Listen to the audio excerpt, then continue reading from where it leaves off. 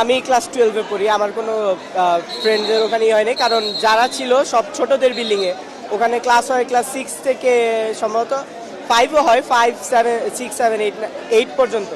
তো আমার কোনো ফ্রেন্ড ইয়ে হয়নি, বাট আমরা শব্দ পাওয়ার পরে যখন গিয়ে দেখছি শুধু আগুন। আর আমাদের ক্লাসের ওখানে যারা কাজ করে, মামা বা খালা বলি আমরা, একজন খালাকে দেখছি, উনার একদম শরীরের চামড়া টামড়া সব পুড়ে গেছে। পুড়ে গিয়ে উনি ওখানে ছিল, আর কিছু তেমন দেখতে পারি নাই। সাথে সাথে আর্মিরা চলে এসে আমাদের সবাইকে সাইড করে আর্মিদের কাজ শুরু করছে। এইটুকুই দেখতে পাচ্ছি, আর কিছু দেখতে পাইনি।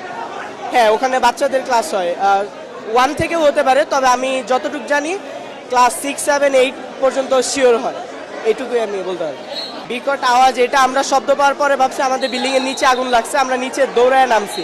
নামার পরে আমাদের বিল্ডিংয়ে যখন কিছু দেখতে পারি নাই, দেখি সবাই দৌড়াদৌড়ি করতেছে।